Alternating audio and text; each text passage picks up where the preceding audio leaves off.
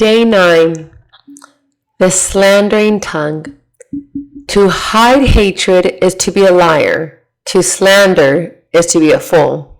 Proverbs 10:18 from the New Living Translation. Slanders make malicious, false, or even true statement about others with the intent of damaging their reputation, characters, or good name.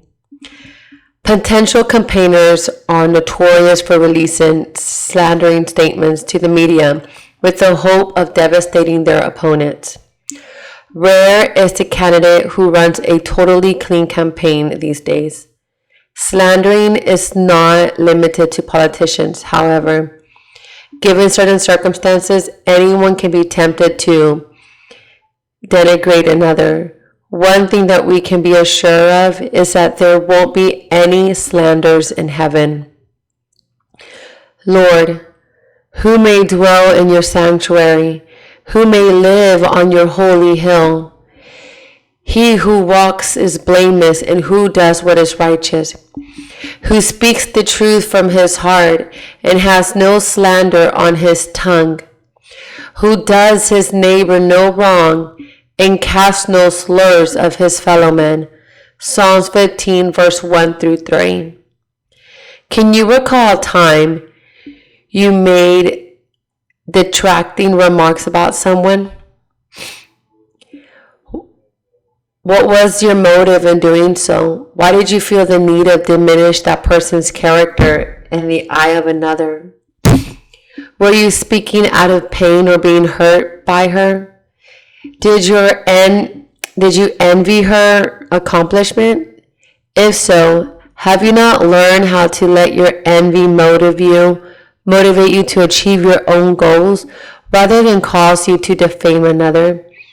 It is likely to grudgingly admire and desire something that the other person possesses.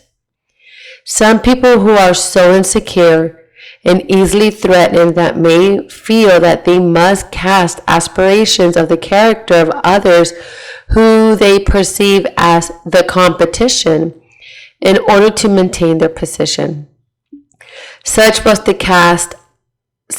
case of Diotrephes, a New Testament church leader. He found himself in a real dilemma when John recommended some anointed teacher of the gospel to speak at his church. Plagued with insecurity, he feared that their visit will threaten his preeminence, so he refused to allow them to come. John was quite upset with his behavior and explained to his friend Gaius how he planned to deal with it. When I come, I will report some of the things he is doing and the wicked thing he is saying about us. He is not only refusing to welcome the traveling teacher, he is also telling others not to help them.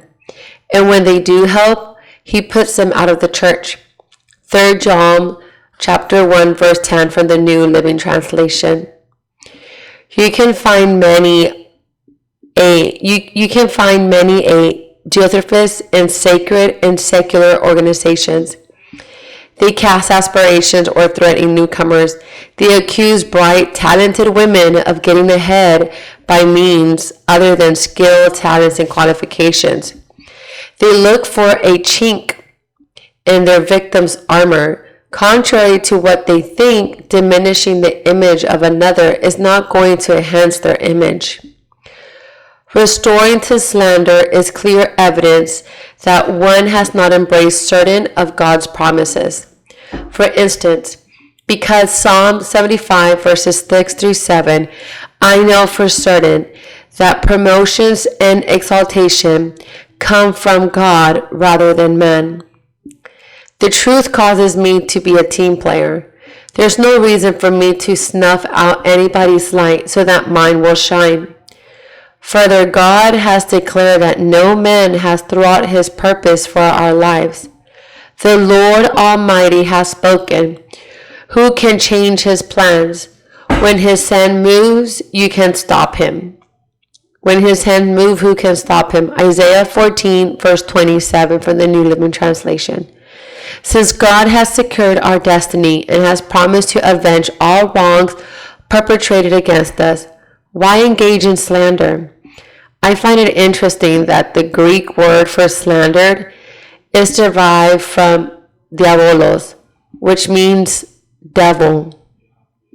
Slandering is an illegal, diabolic act that God abhors. When we attempt to defame others with our denigrating words, we are sowing evil seeds for which we will surely reap the consequences.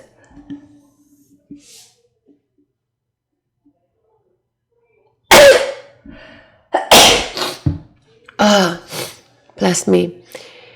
He who guards his mouth preserves his life, but he who opens wide his lips shall have destruction.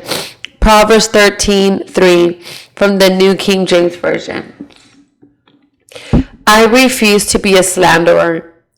I will use Philippians 4:8 as my conversation sifter.